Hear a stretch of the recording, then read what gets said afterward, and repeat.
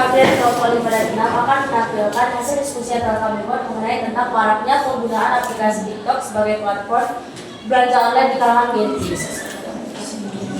Teman-teman sekalian lebih menyukai mencari berita melalui jurnal atau melalui video-video singkat yang ada di media sosial. Sudah kita ketahui kebanyakan Gen Z atau anak-anak muda zaman sekarang lebih menyukai video singkat untuk mengetahui berita-berita terkini. Jadi latar belakang yang pertama yang akan saya bahas yaitu perubahan fungsi aplikasi sosial media. Yang kita ketahui dulu TikTok atau zaman masih Musical.ly pasti itu hanya sekedar video-video singkat yang namun sekarang aplikasi itu berubah menjadi TikTok, tapi terdapat marketplace yang ada di dalam aplikasi tersebut. Tunggu jarak, yakni tampilan kedua dari aplikasi atau tampilan yang pertama setelah kita buka aplikasi. Di mana pertama di sini ada proses memasukkan account. Di sini kita diminta untuk mengisi username, password, dan Gmail tentunya. Oke, setelah kita berhasil memasukkan semua data diri kita bisa memencet tombol login. Dan for information guys, aplikasi ini bisa memuat beberapa account sekaligus. Jadi walaupun kita terkendala dalam hal memiliki device, misal kita hanya punya satu device, kita bisa memasukkan 3 atau sampai 10 account sekaligus gitu. Selanjutnya pada gambar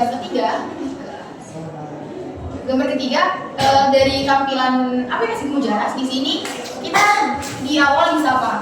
Di sini kami menyertakan contoh, halo Nafidah, bagaimana kabarmu hari ini? Gitu. Kemudian aplikasi ini menyediakan tiga bentuk menu. Yang pertama itu fitur, yang kedua settings, yang ketiga account. Untuk fitur akan saya jelaskan di gambar selanjutnya, dan untuk menu yang kedua, menu settings, itu adalah pengaturan di mana kita bisa mengatur penggunaan aplikasi senyamannya pengguna, mulai dari bahasa atau bahkan menu accessibility yang dapat digunakan atau yang ramah disabilitas gitu. Dan yang ketiga ada menu account yang seperti saya sudah jelaskan sebelumnya, itu menu di mana kita bisa memasukkan account kita, bukan hanya satu account melainkan 2 sampai 10 account gitu. Kemudian di tampilan di sini juga kami menetapkan grafik pengeluaran yang dikeluarkan oleh pengguna, baik itu pengeluaran kebutuhan maupun pengeluaran keinginan. Maka besar kemungkinan transaksi akan ditutup atau bahkan aplikasinya tidak dapat terhubung dengan aplikasi-aplikasi yang lain gitu. Nah, jadi itu kayak otomatis bakal di-cut dari aplikasi-aplikasi yang sudah dihubung karena limitnya sudah habis gitu. Kemudian yang ketiga, quote bots. Nah, jadi fitur quote bots ini itu menawarkan sebuah konten di mana setiap kita membuka aplikasi atau dari notifikasi itu akan diberikan motivational quotes.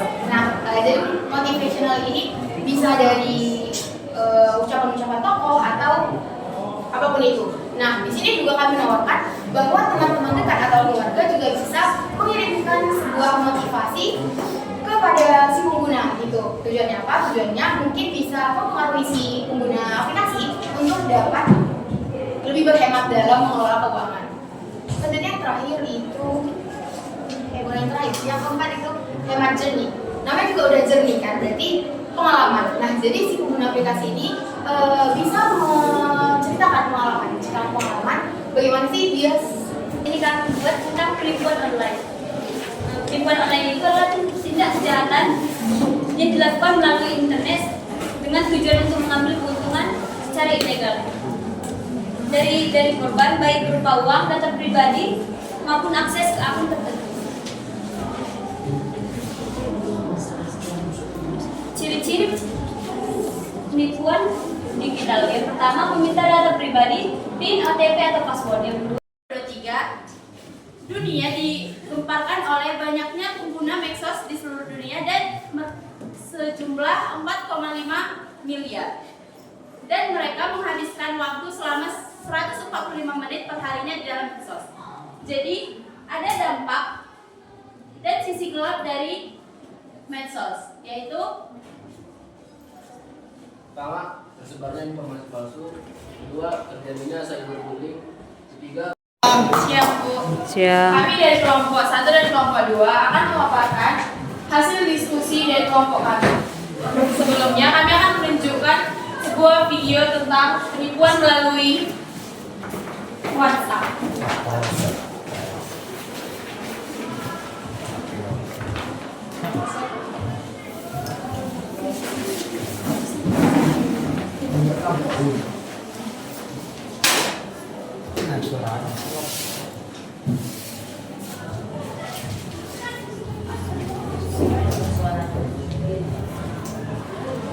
Ini kami menampilkan sebuah penipuan melalui yang mengaku sebagai kurir paket dan mengirim pesan WhatsApp. Dia meminta si korban atau si seseorang yang telah dichatnya itu untuk membuka sebuah data yang sudah yang terlihat filenya itu sudah besar, dan itu kalau kita buka itu bisa mengambil data-data yang ada dari paket HP kita. Iya, data pribadi kita itu bisa bocor melalui sebuah data yang udah dikirimnya. Terus di situ si korban jika si korban menginstal file tersebut, maka embedding atau data-data yang ada di HP-nya itu bisa kebobolan atau bisa terserap ke dalam si file yang dikirim si penipu itu.